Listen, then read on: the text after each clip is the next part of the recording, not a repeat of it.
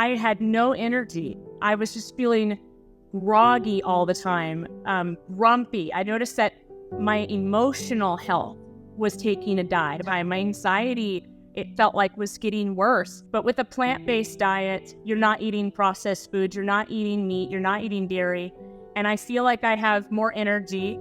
My sleep apnea is gone. My indigestion is gone. Welcome to Plant-Based Stories, where we discover and share some of the most incredible plant-based stories that we find in the world. Today, I've got an amazing guest called Annie, who's a mother of 5, an avid TikToker, and just had an incredible plant-based transformation, which we're going to talk about today. So stay tuned because it's going to be a good one. So Annie, welcome to the show. How are you doing? I'm doing great, Joe. Thanks for having me on today. It's absolutely my pleasure. So let's begin by, if you don't mind sharing, how was life for you before you came across the plant-based lifestyle? Well, I was pretty much on the standard American diet. I was at my highest weight back in April. I'm 5'3", and I had reached a weight of 246 pounds at the time. And other than just gaining weight, I had started noticing that my health had taken a dive. I was having chest pain, sleep apnea, regular heartburn, running out of breath, having muscle pain. And it concerned me enough to make a doctor's appointment, where I found out that I had type 2 diabetes. Wow.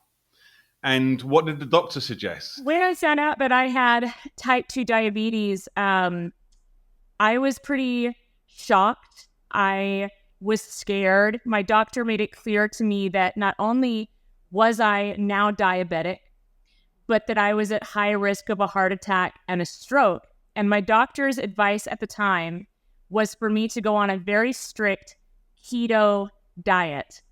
So very different than a plant-based diet. I was not allowed to have most fruits and vegetables. I was not allowed to have any grains. It was very meat and dairy centered. So your doctor suggested you go on a ketogenic diet. And did you go ahead with that? I did. I left his office. I immediately went grocery shopping and I got all of the things that he was suggesting. And I stuck to it because I think that fear, especially health fear, is a really great motivator to change your lifestyle. And, his advice did work at first. Within the first month, I had lost about 15 pounds. But I noticed that I wasn't feeling better. In fact, there were ways that I was feeling worse. That heartburn, that became worse. My sleep apnea became worse. My doctor had told me that this was the only treatment other than going on insulin for type 2 diabetes. He said that carbs were the enemy, and that's probably what led to me being diagnosed as a type 2 diabetic. And any kind of questioning about it was kind of met with, well, I'm the medical professional. I know what I'm talking about, so just follow my advice. And it was really hard to question it at first because, I was seeing some results. I was seeing my weight start to go down.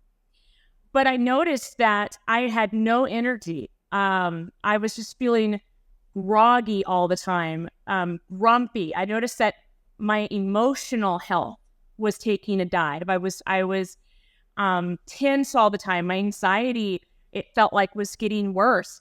And anytime I tried to talk to my doctor about this, in the first, I say 3 months of finding out that I was a diabetic, you have those monthly appointments. I would go in and I would say, hey, I know you're seeing progress on the scale, but do you know if maybe me not having fruits and vegetables is maybe affecting my energy levels? Is it affecting my brain health? Is it contributing maybe to, anything else? And unfortunately, I would get told, hey, this progress that you've made, it can all be undone if you leave now. If you stop doing keto now, you're going to undo all your progress. Right. So it feels like something I encountered as well, where the system is predominantly fear based Mm. with just one option, which Yes. is the one we're telling you. How did that make you feel? After about 3 months of doing very strict keto, I decided to look into the options for diabetics, the dietary options for diabetics myself. And what I found was it was even more confusing because there is so much confident misinformation on the internet. You will have people that say keto is the magical cure for every ailment. You will have people that say a plant-based diet is the cure. You will have people that say, no, the Mediterranean diet is the cure. And all of these websites are very confident that theirs is the one true answer. I found that you have to be cautious to not get sucked into capitalism, to marketing, because I think that because this industry is so fear-based, it's a quick way for a lot of companies and diet companies to make money. Yeah. So it was a wealth of information online, but it was all conflicting information, and it was really hard to know which way to go. So at one point, I stumbled onto your channel, and what I was searching for was, is there a way to transition out of keto to start incorporating fruits and vegetables back into your diet? And I was really leaning towards a plant-based approach because I had read, I don't know if you know the book, The China Study. Mm-hmm, mm-hmm. I had read about just the link between a standard Americanized diet and the meat and dairy industry and heart issues and diabetes, and that really stuck with me. But also, a long time ago in my teens and early 20s, I was a vegan. I was a junk food vegan. um, but I really wanted to get back into that because I do think that a plant-based lifestyle not only is beneficial for your health, but it's beneficial for the planet and the animals and for your wallet as well. A meat and dairy diet, such as the keto diet, is very expensive in the long run. So I came across your channel and you were doing an interview with someone about getting off the keto diet, and they had diabetes and their numbers had actually improved once they left keto.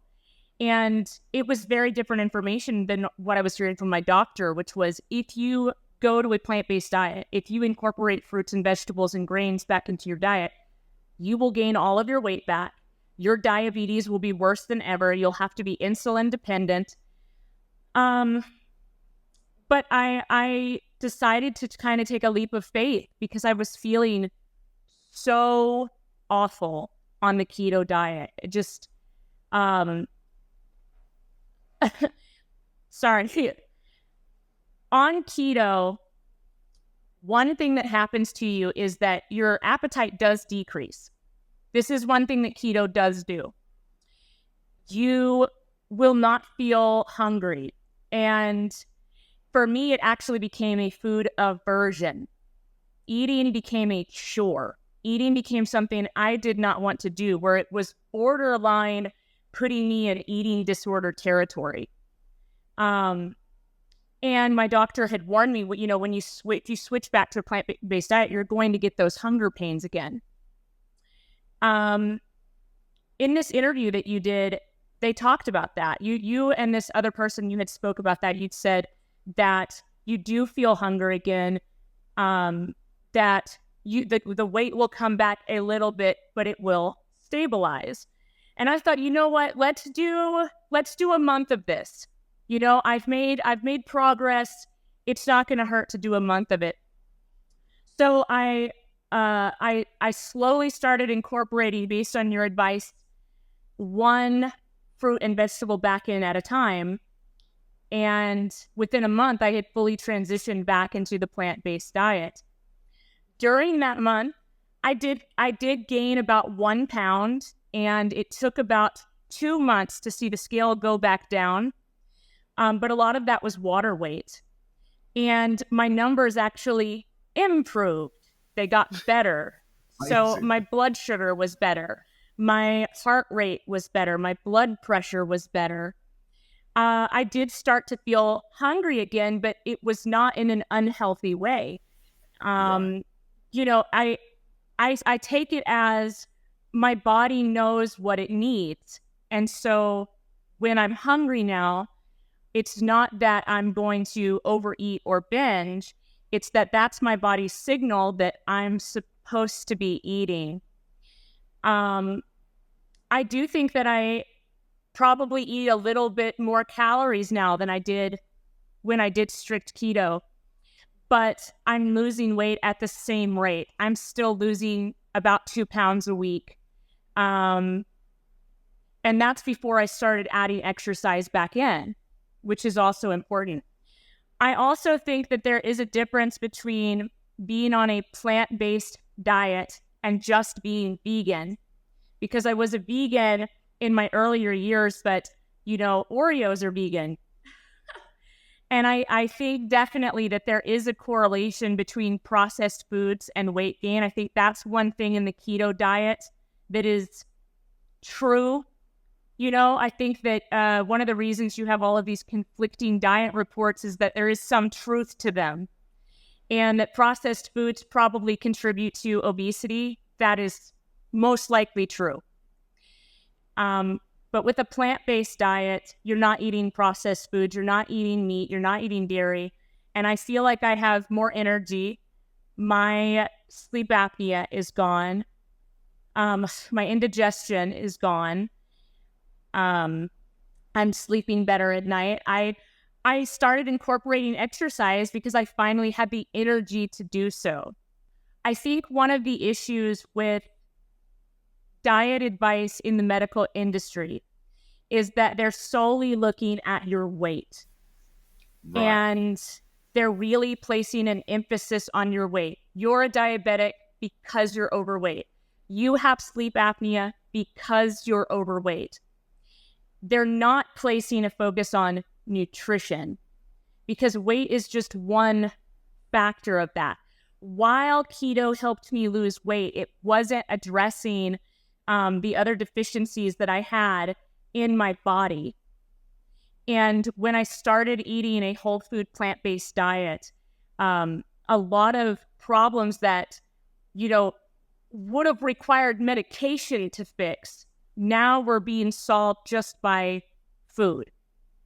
So, like my blood pressure going down, rather than needing blood pressure medication, that's been solved through a plant-based diet. Like when I went to my doctor and I said that I had all of these other issues, and his first response is, well, if you change now, you'll gain the weight back. And I think that's a really big problem in the medical community, to put so much emphasis on weight, because the body is more than just fat storage. You need to think about your brain health, your heart health. And on keto, unfortunately, I think that weight is the main focus instead of the other things. There's so many incredible insights that you've shared there. It's just like, it's mind blowing how much wisdom you managed to extract in the face of an authority figure telling you that if you don't do what I'm saying, it's going to go really badly. What do you think gave you the courage to not only uh, step aside from that information and do your own research, but also confront some people's biggest fears is, I will gain the weight back? So there's something courageous in both of those things. What do you think it is that allowed you to take that path? Well, I think that I'm a very body positive type person. And so for me, the journey had never been about becoming thin.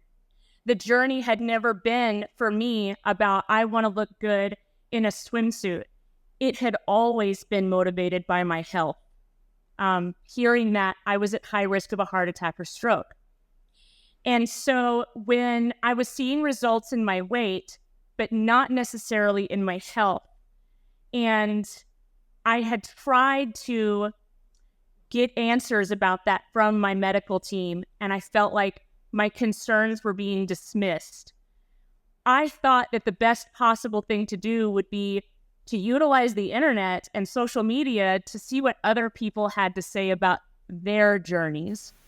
I think Amazing. uh, I think that doctors can be trusted. I think that they are very knowledgeable about medication. I think that there is not enough nutrition training in the medical field, and that health, unfortunately, is not one size fits all. It's not going to be universal for everyone. And so, one of the greatest things that we have at our disposal is our ability to communicate with each other. Yes. And when I was looking online for research, I noticed that in the keto forums, because being on keto, I went to them first. I went to other people on keto. And I noticed that a lot of people were asking the same questions I was. There were so many threads about, hey, I'm having heart palpitations. Is this normal? I have no energy. What kind of supplements should I take? Is it normal to not want to ever eat? And that gave me kind of, a red flag. Why are so many people having the same issues that I'm having on this diet? The one thing they all have in common is weight loss, but a lot of people are still having issues. Um, and so, when I started to look into a plant-based lifestyle, I went and I looked at the same things. And you know what I wasn't seeing? I wasn't seeing people having problems with sleep, with the energy. I was seeing post after post on several different websites of, I feel better than ever. My skin has cleared up. My hair looks better. My appetite has returned. I'm still losing weight, but I feel better. And I think that there is a gender bias, unfortunately, in the medical field. Now, this is just my opinion, but I do think that when you are female and you go to the doctor and you are overweight, that their main concern is with making you thin. And they believe that when you're thin, that will cure everything. But there are a lot of thin, fit people who have underlying health issues in this country. There's a lot of people who are on a standardized American diet, but maybe they just don't eat as much, and they have a ton of issues. It's not necessarily about weight as it is about the nutrition that we're putting in our bodies. And when you start to take control of your health from a nutrition standpoint, rather than a weight loss standpoint, the weight loss is second nature. The weight loss comes along with that. But rather than making weight loss the focus, now you've actually improved the condition of your heart. You know what I'm saying? So there just needs to be a better focus in this country, especially with women, I believe, that your health should come first and that the weight will come with that, rather than let's focus on your weight and the health will come with that. Exactly, because people tend to ignore everything apart from when they gain weight, which is the last thing that happens when you go off into an unhealthy diet. Right. And talking about the whole diet sphere, there was a really great doctor in the plant-based community that I met years ago called Fred Bishke. And he said, what makes all these diets work? It's what you leave out. So they all leave out the worst things so you get immediate results. And what I add to that is what makes them work long term is what you leave in. Right? Yes. And that's why a plant-based diet is so effective. So once you'd found this way of being, you started to lose weight. How did your approach change? Did you think, right, I'm just going to go all the way with this? and you just stepped into it fully? When I started transitioning into a plant-based lifestyle, it was not immediate. I did do it gradually. I started to replace proteins and add in carbohydrates. There are low carbohydrate options, like tofu is low carbohydrate. But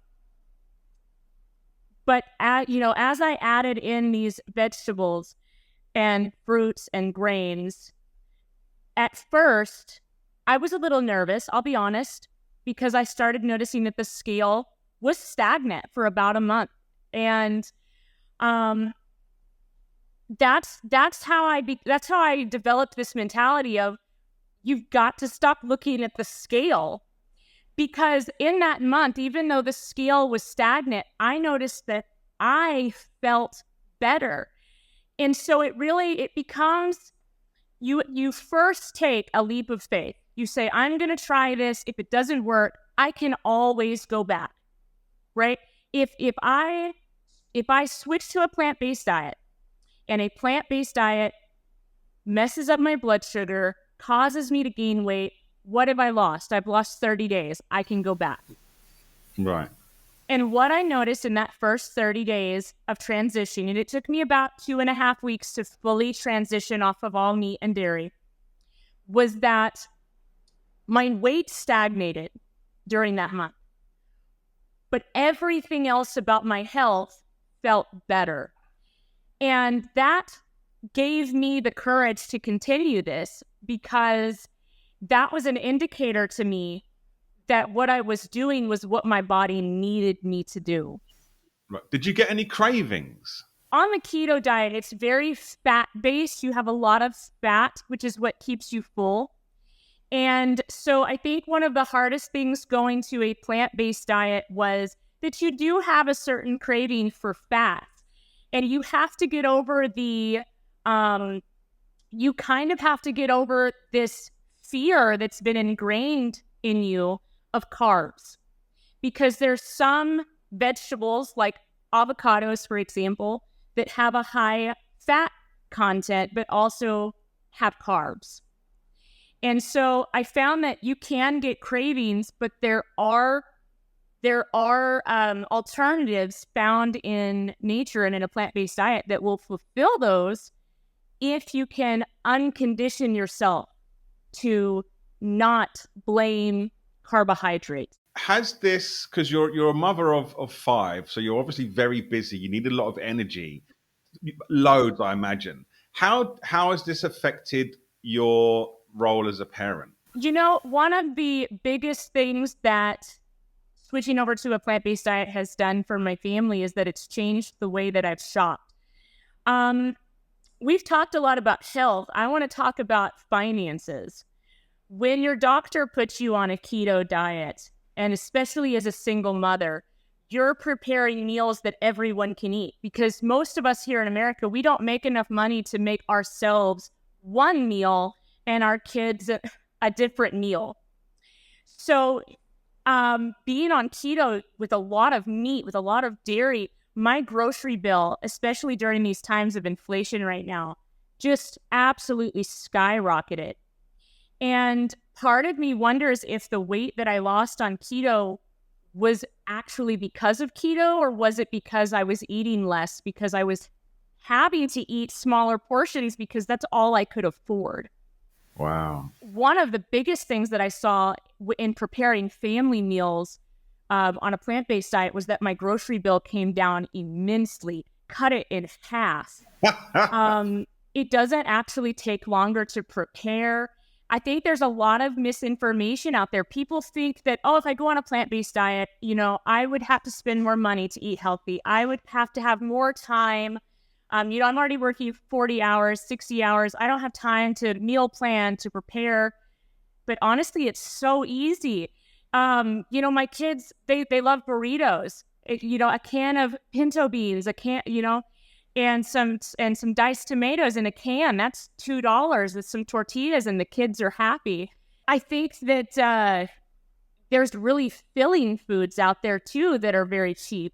So do you think the keto diet made you feel you had to buy these expensive foods? Yes, because keto makes it where your source of protein has to come from meat.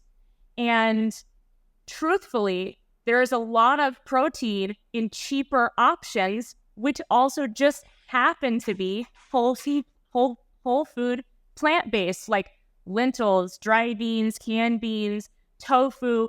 All of these are much, much cheaper. Right now, a pound of ground beef in my area is about $5 for the cheapest portion, where I can go over to Walmart and I can get organic tofu for a pound for $2.50. So literally you're paying half the price and you're still getting plenty of protein in your diet. I think what you've done here is amazing. So your whole family's plant-based now because you've gone that way. My family is leaning more towards plant-based than they were. I have 2 teenagers who have not entirely made the switch, but when I prepare the meals, that's what I'm cooking at home.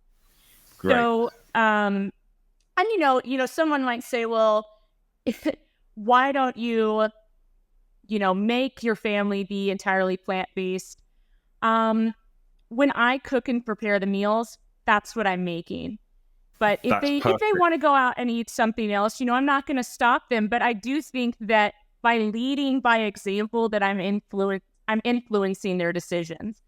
So I'm not trying to control necessarily what my kids eat, but I'm trying to lead by example and show them, look how much progress mom has made.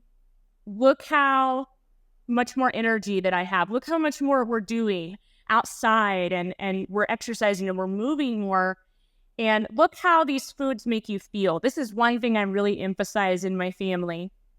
How does food make you feel? Yes, a slice of cake might taste absolutely delicious and it's fine occasionally. But what happens when you eat too much of it? How does that make you feel? Are you groggy later at night? Is your stomach hurting? As to what happens if you have a big plate of apples and peanut butter? How do you feel later? Do you feel refreshed? Do you feel energized? And I think that that's the best thing as parents we could do, is because this is my thinking on it, Joe. If we tell our children, hey, this is what we're going to eat, period, then your children never really understand the benefits of it. If rather than forcing them to follow your diet, if you show them why that's the diet you chose, if you help them understand the health benefits and the different ways that food can make us feel, then they will grow up having a better understanding of nutrition, and then they will make those choices for themselves. And I believe that they'll make the right choices. Absolutely. I saw a video on your TikTok that was really cute. And it was something like weight loss is about exercise. And then there's a video of you dancing with one of your kids. And it says, this counts. Or does this count? It's really, really brilliant. Yeah. One of the biggest questions that I get on TikTok is, well, how did you lose 60 pounds? I'm at 70 pounds now. I've lost 70 pounds since April. How did you lose 70 pounds in 6 months? And they want to know, what are my exercise routine? And I tell them, you don't have to do one method to lose the weight. Here's what you need to do. You need to move. You need to move your body. Your body, to be healthy, it needs 2 things. It needs nutrition and it needs movement. And so if your movement is going to the gym and lifting and being a dude bro, man, good for you. But for me, maybe movement is just turning on some music and dancing with my kids. Or, we did Minecraft yoga the other day where we were like, okay, we're the tree and now we're the pickaxe. That's amazing. That's amazing. The other thing I saw on your channel is that you've also quit smoking quite recently. Was that related to the dietary transformation, or did that happen separately? Because it's quite a lot to do both at the same time. How did that come about? So, you know what? This goes back to your question about exercising, because when I first started losing weight with keto, I had no energy to exercise. It was just diet. When I switched over to a plant-based diet, I started having energy and I suddenly wanted to move. And then once I started to move, I noticed, hey, I'm out of breath. Here I am, I'm eating whole food, plant-based food that makes me feel good. I'm moving my body in a way that makes me feel good. And then I'm going outside and I'm smoking a cigarette that's making me feel like dirt, you know? And so I truly believe this is a universal truth, I think, that I figured out. One good choice often leads to another. It's a snowball effect. If you can take one part of your health seriously, if you can make one change and stick to it, you will want to do the next thing. It's going to lead to you doing another thing. If you get more sun, if that's your goal, so I just want to get more sunlight in my life. I want to get more vitamin D. Well, maybe now you feel like I want to go on a walk. And so maybe that starts to help your mental health. Maybe going outside and getting a walk for 30 minutes a day leads to maybe you don't need to be on as much medication anymore. So it's literally, it's just one good choice is leading to another. That is a brilliant quote. That could be a T-shirt. One good choice leads to another. So let's talk a little bit about another aspect of this. I've obviously been looking at some of your videos, and you made a very interesting one where you said about how the Earth's boundaries, 6 of its survival boundaries, have been breached of the 9. Now, I don't want to get into the technical aspects of that because it's obviously quite an advanced topic, but are you motivated by the climate effects of a plant-based diet? Is that a big picture for you? I'm really glad that you brought that up because so on my TikTok channel, I usually talk about politics, or I will talk about climate change.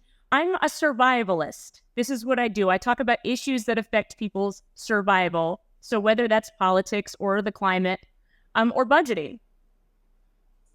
When I saw the article from The Guardian that was talking about 6 of the 9 planetary boundaries being crossed, one of the largest amount of comments that I got was, well, what can we as individuals do?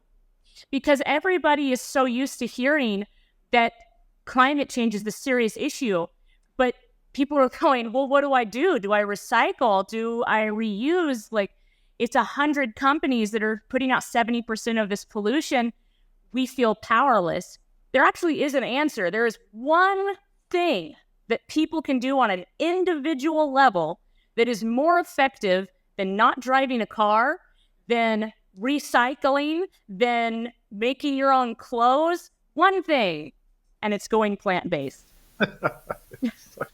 And, sometimes people don't like to hear that, but if you really, truly are concerned about the way that the planet is going, and you want to make an actual change, not just with your wallet, but with real results, giving up meat and dairy is the most effective way to do that. I love this about life, that often the solutions to our problems are so enriching on every level, and they're staring us right in the face.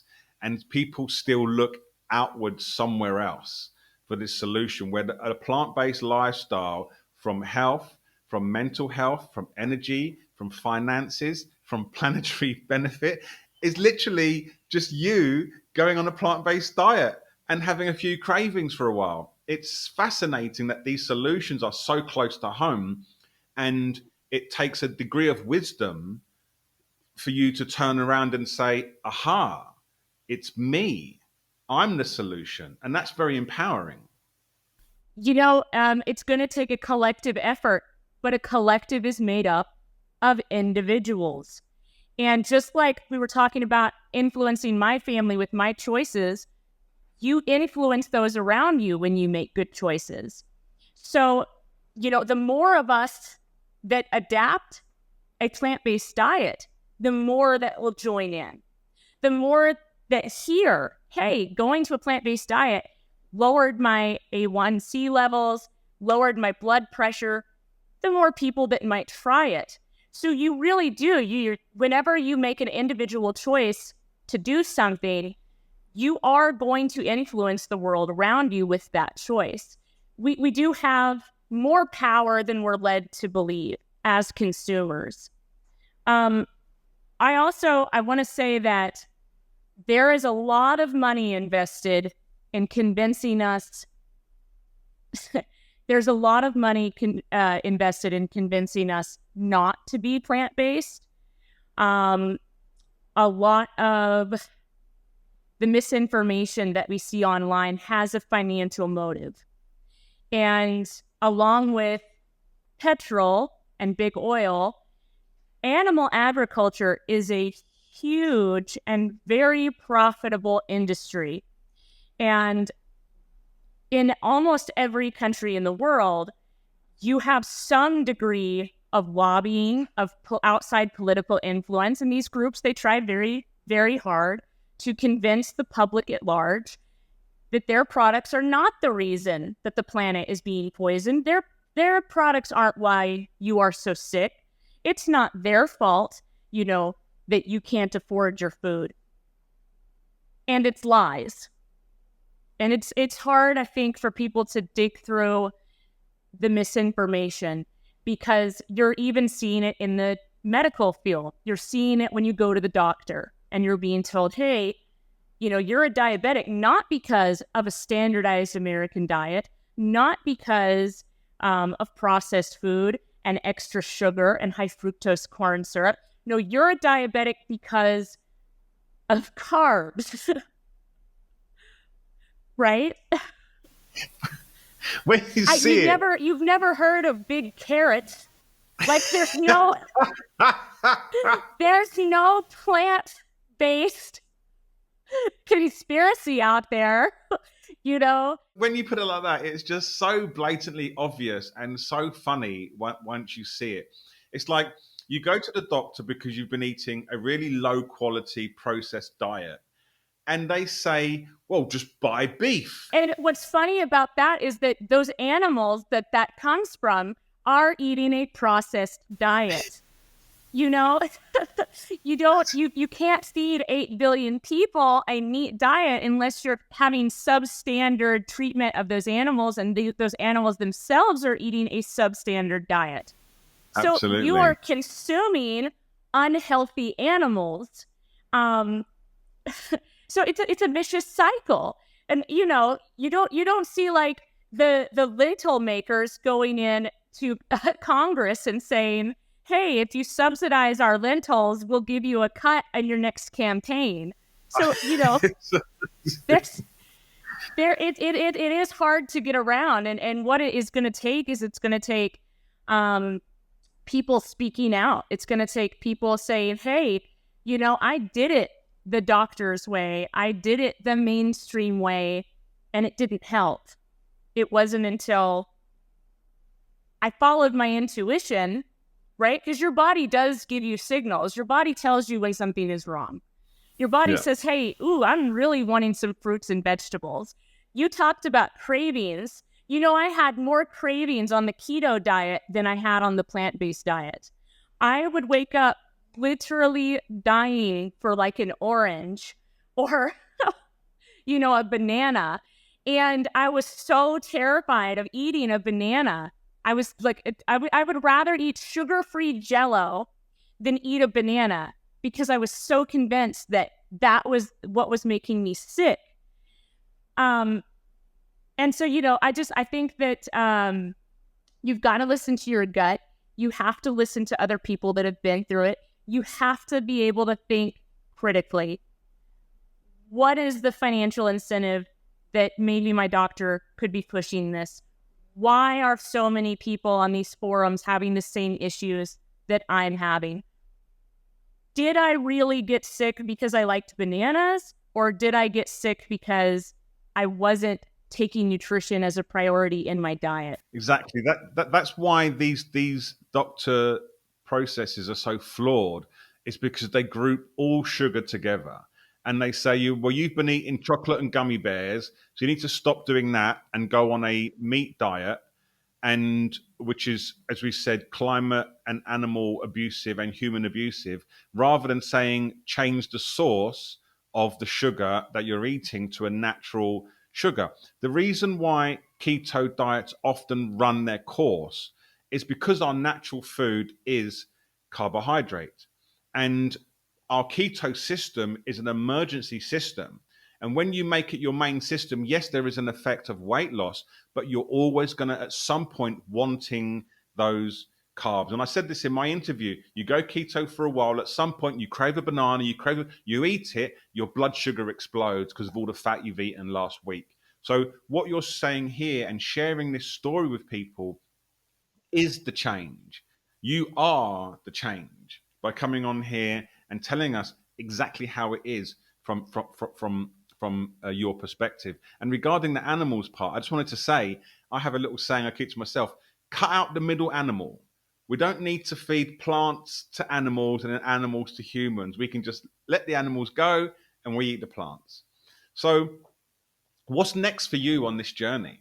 I think that I am going to keep being vocal about the changes that I've seen in my life. I think that I'm going to, I've never shied away from criticism, and I'm not afraid to call things out that I think are blatant misinformation.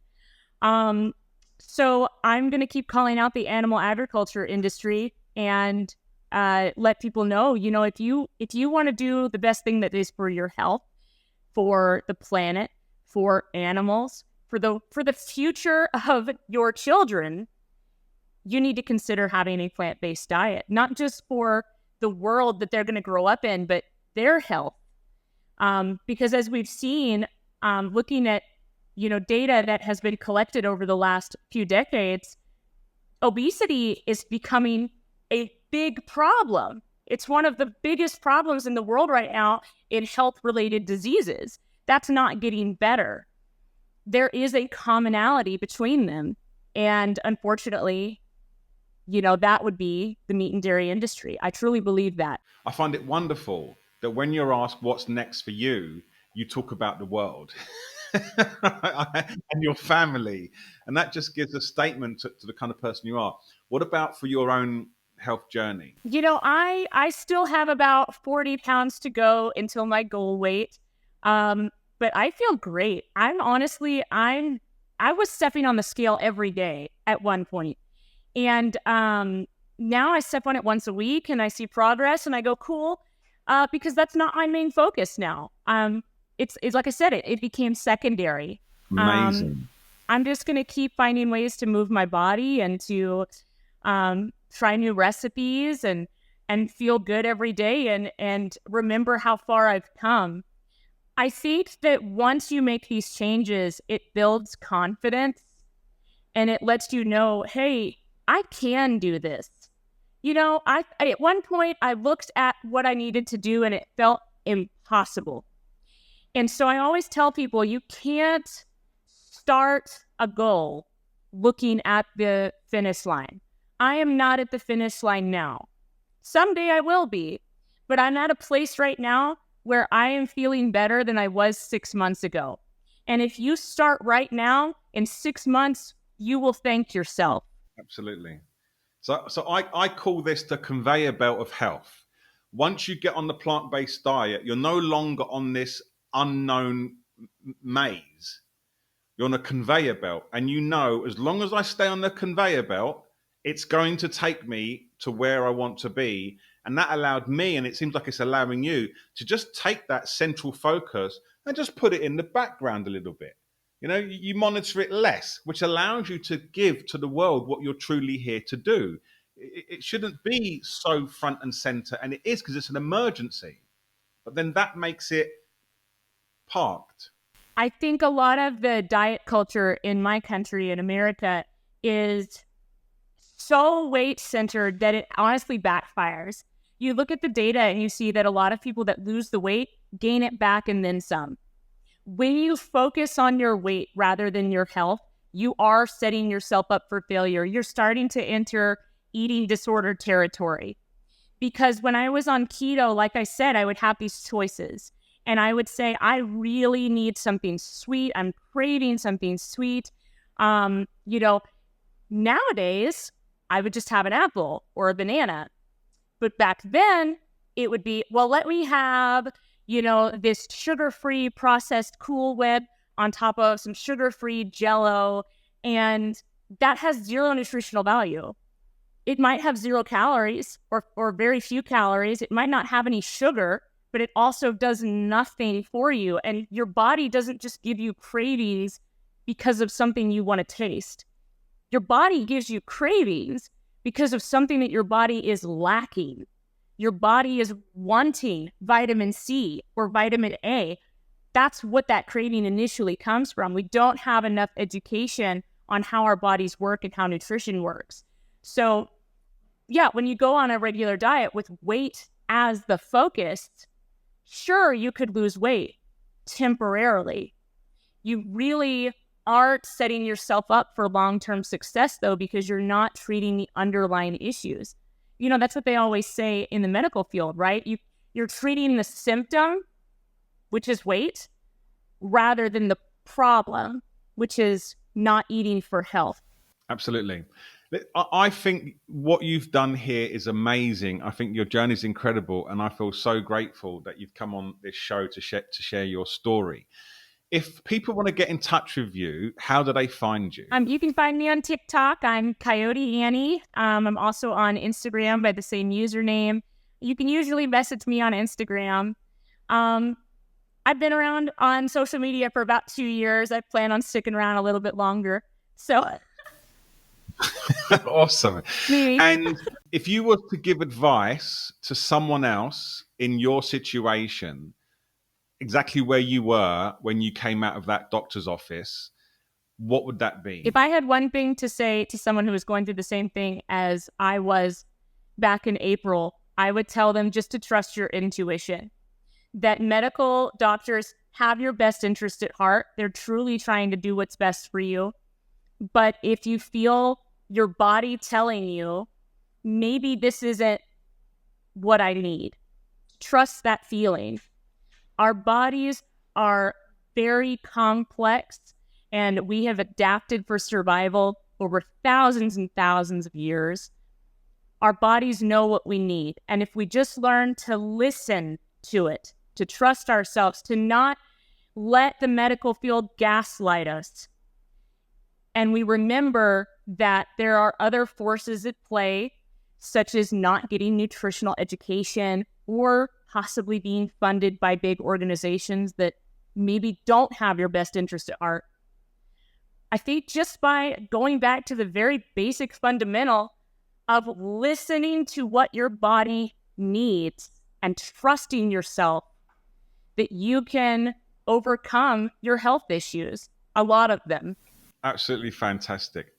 So, once again, thank you so much for being on the show. You've been an incredible guest, and perhaps we'll have you back again in a year or so to see how you're doing.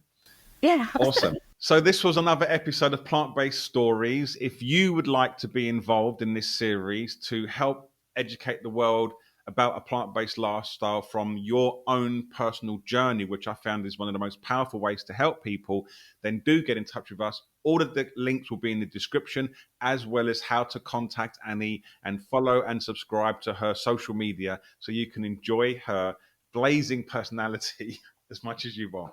Thanks again, and see you in the next episode.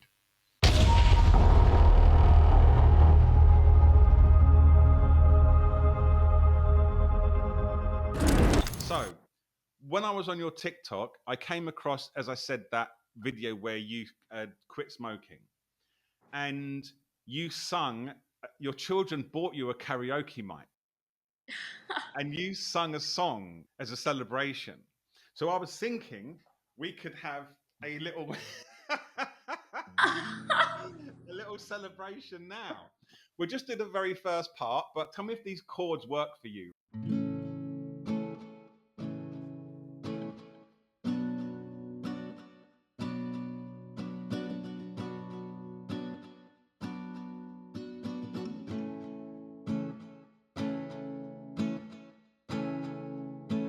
Used to spend my nights out in a bar room.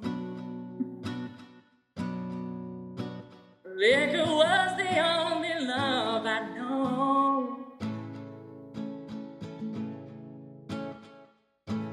But you rescued me from being at the bottom and brought me back from being too far gone. You're as smooth as Tennessee whiskey. You're as sweet as strawberry wine. You're as warm as a glass of brandy. And honey, I stay stoned on your love all the time. Amazing. That was so good. Thank you for being on the show. I look forward to catching up again. I'll see you next time. Yay! Okay.